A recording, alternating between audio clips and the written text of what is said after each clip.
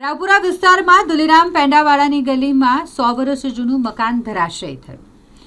આ મકાન ગતરોજ રાત્રિ દરમિયાન ધરાશયી થયું. વાહનોની અવરજવર નહોતી થઈ રહી અને મોડી રાત્રે ધરાશયી થયું એટલે મોટી જાનહાનિ થતાં ટળી ગઈ. આ ઐતિહાસિક 100 વર્ષ જૂનું મકાન હતું.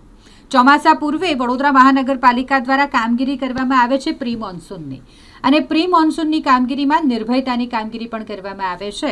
અને એ કામગીરી એટલે કે જે જૂની અને જર્જરિત બિલ્ડિંગ હોય, જર્જરિત મકાનો હોય, તેને ઉતારી લેવાની કામગીરી. ચોમાસા દરમિયાન જ્યારે પણ વાવાઝોડું આવે, ભારે પવન ફૂંકાય કે ભારે વરસાદ વરસે, ત્યારે આવી કોઈ પણ બિલ્ડિંગ કે આવું કોઈ પણ જૂનું મકાન કે જે ધરાશયી થવાની કગાર પર હોય તે તૂટી ન પડે, મોટી દુર્ઘટના ન થાય એટલે પ્રી મોન્સૂનની કામગીરીમાં તંત્ર દ્વારા નોટિસ ફટકારી અને આ મકાનો કે આ જે બિલ્ડિંગ હોય છે તેને ઉતારી લેવાની કામગીરી કરવામાં આવતી હોય છે. પરંતુ આ કામગીરી કરવામાં તંત્ર નિષ્ફળ સાબિત થયું હોય તેવું લાગી રહ્યું છે, કારણ કે ગત રાત્રિએ રાવપુરા દુલીરામ પેંડાવાળાની ગલીમાં આ 100 વર્ષ જૂનું મકાન જે ધરાશયી થયું હોવાની ઘટના સામે આવી છે.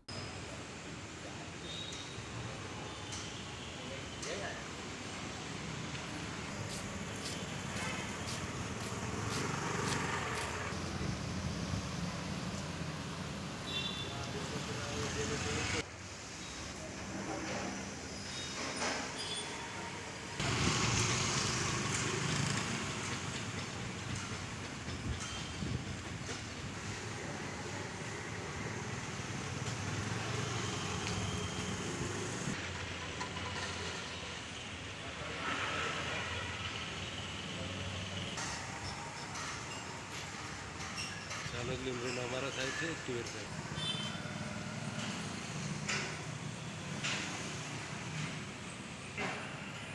ये बेटा रात को गिरा, बदला जाना क्या हुआ क्या नहीं है, रात को गिरा है.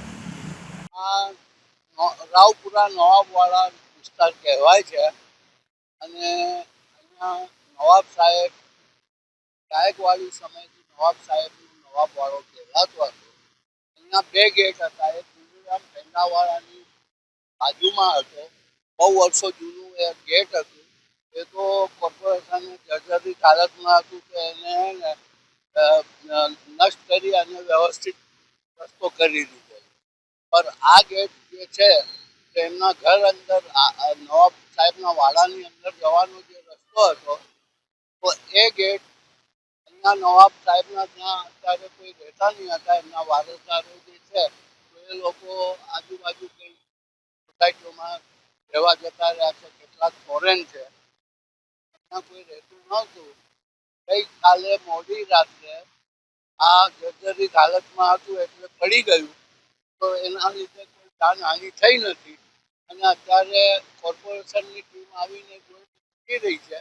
હવે આને વ્યવસ્થિત ઉતારી અને રસ્તો બરોબર કરે એવી અમારી ઈચ્છા છે. અને આને કોઈને જાનહાનિ થઈ નથી. આ વર્ષો જૂનું નવાબ સાહેબનું વાડું કહેલાતું હતું ગાયકવાડીના સમયે. સૈયદ મુનવ્વર અલી મુન્નાભાઈ.